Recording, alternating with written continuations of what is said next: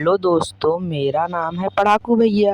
आज मैं class 12th का इम्पोर्टेंट क्वेश्चन लेके आया हूँ जो 10 ईयर में रिपीट हुए हैं। मैंने 10 ईयर के पेपर उठाए, फिर उससे देखा ये जो यूट्यूब पे दिखाते हैं ये लोग कि ये पेपर देख लो, तो आप पहले ये पेपर देख लो, उसके बाद आप ही डिसाइड करना है। ओके, देखो।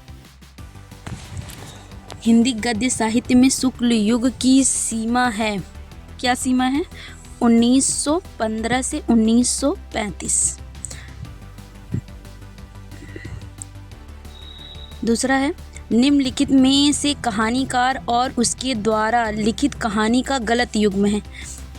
ये इसका है इंशाअल्लाह खां रानी केतकी की कहानी, रामचंद्र शुक्ल 11 वर्ष का समय, माधवराव सप्रे एक टोकरी भर मिट्टी, ये सब सही हैं। लेकिन शिव प्रसाद सिंह जिंदगी जोंक, ये इनका नहीं है, यही गलत है। डॉक्टर वासुदेव शरण अग्रवाल द्वारा लिखित निबंध संग्रह है कला और संस्कृति, साहित्य का श्रेय और प्रेय, विचार और वितर्क, और इनका क्या है? डॉक्टर वासुदेव शरण अग्रवाल का है विचार और वितर्क। कन्हैया लाल मिश्र प्रभाकर द्वारा लिखित संस्मरण विधा की रचना है, क्या है रचना इनकी? भूले बिसरे चेहरे कन्हैया लाल मिश्र प्रभाकर द्वारा लिखित संस्मरण विधा की रचना है। वैचारिक शोध और बोध कृति के रचनाकार हैं प्रोफेसर सुंदर रेड्डी जी हैं, यहाँ इनको लगाया गया। आगे, भवानी प्रसाद मिश्र निम्नलिखित में से किस सप्तक में संकलित हैं? तार सप्तक में, द्वार सप्तक में, तीसरा सप्तक में, चौथा सप्तक में। तो कौन सा सप्तक में है? इसमें दूसरा सप्तक में भवानी प्रसाद मिश्र द्वारा लिखित सप्तक है। आगे, कौन सा काव्य आंदोलन स्थूल के प्रति सूक्ष्म का विद्रोह है? कौन सा है भैया? छायावाद, प्रगतिवाद, प्रयोगवाद, समकालीनवाद। तो कौन सा है? इसमें है प्रयोगवाद। आगे चलते हैं। बीती विभावरी जागरी कविता प्रसाद जी की किस कृति में संकलित है? तो ये स्कंदगुप्त में है, चंद्रगुप्त में है, लहर में है कि आंसू में है? तो ये है हमारे आंसू में। निम्नलिखित में से किस कवि को ज्ञानपीठ पुरस्कार नहीं मिला है?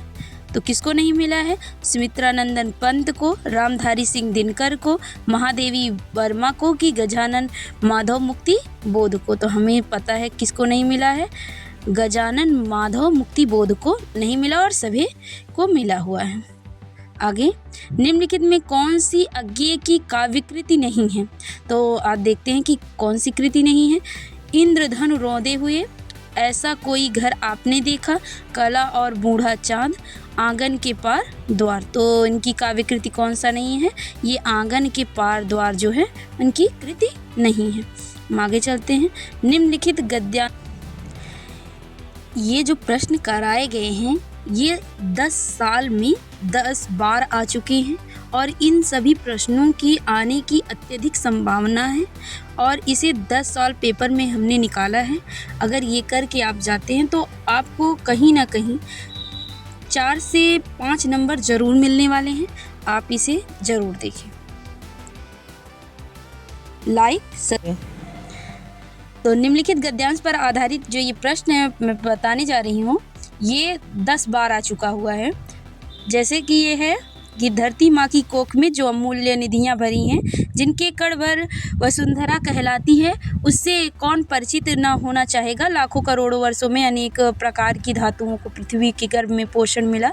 दिन रात बहने वाली नदियों ने पहाड़ों को पीस कर अगणित प्रकार की मिट्टियों से पृथ्वी का देह को सजाया। हमारे भावी आर्थिक अभ्युदय के लिए इन सब की जांच पड़ताल अत्यंत आवश्यक है। पृथ्वी की गोद में जन्म लेने वाले जड़ पत्थर कुशल शिल्पियों से संवारे जाने पर अत्यंत सौंदर्य का प्रतीक बन जाते हैं। जैसे कि प्रश्न पूछा गया है, धरती वसुंधरा क्यों कहलाती है? तो धरती वसुंधरा क्यों कहलाती है? धरती वसुंधरा कहलाती है क्योंकि उनकी कोख में अमूल्य निधियां भरी हैं, जिनके कारण वह समृद्ध और उपयोगी है। दूसरा क्या पूछ रहा है आपसे, पृथ्वी की देह को किसने और किस तरह सजाया है? बताइए, पृथ्वी की देह को किसने और किस तरह सजाया है? पृथ्वी की देह को नदियों ने सजाया है, जिसने पहाड़ों को पीस कर मिट्टी में पृथ्वी की सतह को सुंदर बनाया है। और तीसरा, अगणित और अभ्युदय शब्द का अर्थ बताइए। अगणित अनगिनत, अभ्युदय प्रगति और उन्नति। चौथा पूछ रहा है, उपयुक्त गद्यांश के पाठ और लेखक का नाम बताइए कि ये किस पाठ से लिया गया है और इसके लेखक कौन है। इसके उपयुक्त गद्यांश के पाठ और लेखक का नाम नहीं दिया गया है। और रेखांकित अंश की व्याख्या कीजिए। यहाँ कुछ रेखांकित अंश हैं, हम उनकी व्याख्या कर रहे हैं। यहाँ देखिए रेखांकित अंश हैं, यहाँ कौन सा रेखांकित अंश है उसे अंडरलाइन कर देते हैं। जैसे कि ये वाला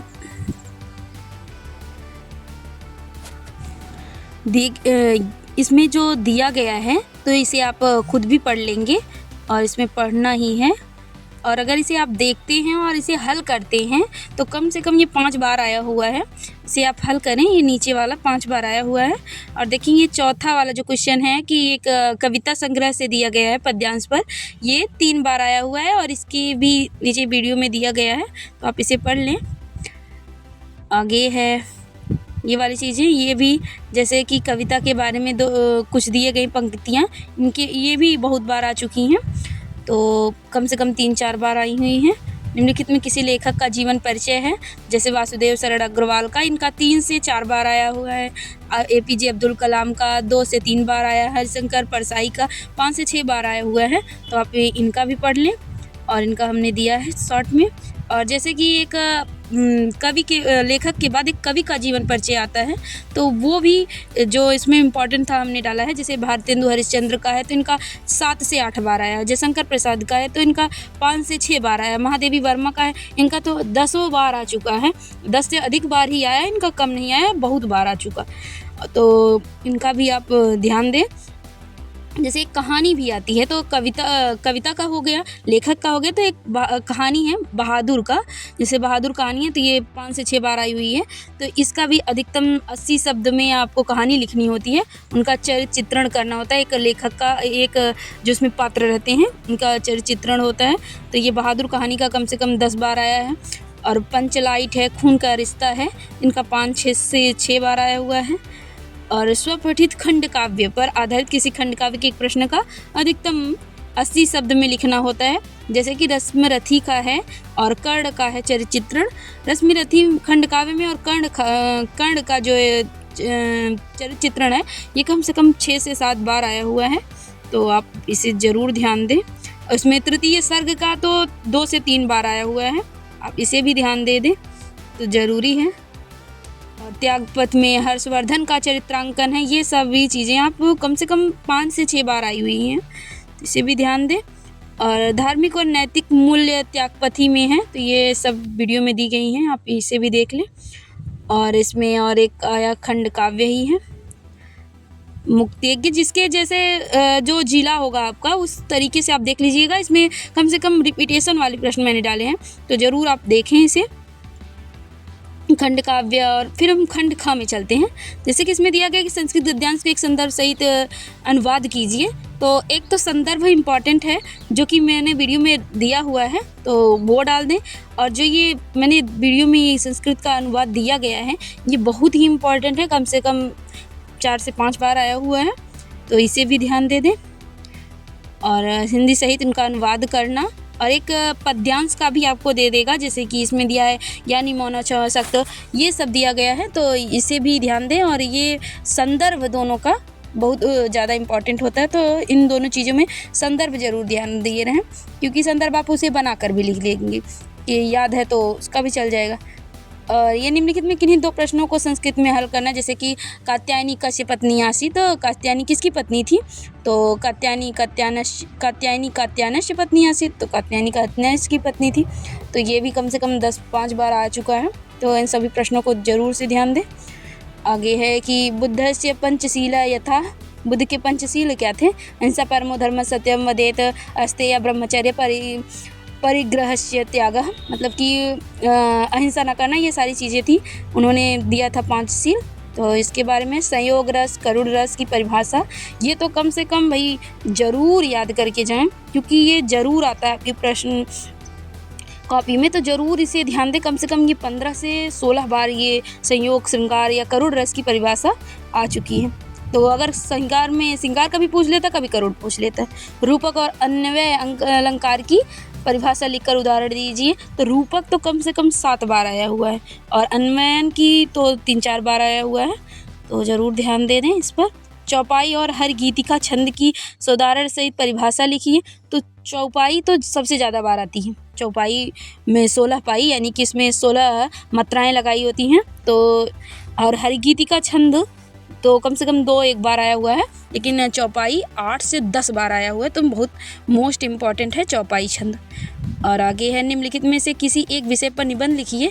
तो दहेज प्रथा एक अभिशाप है, ये कम से कम 3 से 4 बार। भविष्य निर्माण में विद्यार्थियों का महत्व 5 से 6 बार। गोस्वामी तुलसीदास का प्रासंगिक है। और ग्राम्य विकास में मनरेगा की भूमिका, देशाटन में लाभ, ये 3 से 4 बार आया हुआ है। ये सारी चीज़ें आप वीडियो में दिया गया है, तो आप इसे देख लें और पढ़ लें और खुद इसका प्रैक्टिस करने की कोशिश करें, क्योंकि ज़्यादा से ज़्यादा बार आप लिखेंगे और प्रैक्टिस करेंगे तो बहुत ज़्यादा अच्छा होगा आपके लिए। उसके बाद यहाँ आ गया कि हम संधि विच्छेद कैसे करते हैं। जैसे चयनम का संधि विच्छेद कीजिए, चयनम का संधि विच्छेद कीजिए। ये चयधन नम, चयनम, ये क्या है? चयनम, जैसे अ है। और फिर आगे हम चलते हैं 12वां का दूसरा, निश्चल का संधि विच्छेद कीजिए। निश्चल, तो निश्चल का संधि विच्छेद क्या है? निश्चल, निश्चल, क्या है? निश्चल। आगे हम चलते हैं, अंतरराष्ट्रीय का संधि विच्छेद कीजिए। अंतरराष्ट्रीय का संधि विच्छेद क्या है? अंतरराष्ट्रीय, अंतरराष्ट्रीय का संधि विच्छेद है। निर्विघ्नम में समास बताइए। निर्विघ्नम में क्या समास है? अव्यय भाव समास है आपका निर्विघ्नम में। आगे चलते हैं, दशानन, जरे जिसके 10 हैं आनन, तो ये कर्मधारय भी है, कर्मधारय समास है ये दशानन, तो क्योंकि ग्रामर को कहते हैं कर्मधारय। पूजितः शब्द में प्रत्यय है, पूजितः में तो क्या प्रत्यय है? कथ प्रत्यय है। कौन सा प्रत्यय है? यहाँ कथ प्रत्यय है। आगे बुद्धिमान में प्रत्यय बताइए। तो मुतुप प्रत्यय है बुद्धिमान में। रेखांकित पदों में किसी एक पद में विभक्त तथा संबंधित नियम बताइए। जैसे गृह प्रतिगच्छा, ये कम से कम भाई बहुत रिपीटेशन वाला प्रश्न है, ये जो रेखांकित वाला मैं बता रही हूँ, तो ये कम से कम 7 से 8 बार आया हुआ है। भाई इसे ज़रूर देख कर जाएँ और इसे हल करें। जैसे कि एक पत्र तो हर पेपर में हर बार आपको मिलता होगा, और ये जो मैं पत्र बता रही हूँ कम से कम 8 से 10 बार आया हुआ है, तो ज़रूर देख लें। अपने पिताजी के लिए पत्र है। विद्यालय में वार्षिक पुरस्कार वितरण समारोह का वर्णन किया गया है, तो ये बड़ी अच्छी बात है कि मैं पत्र लिखना आना भी चाहिए।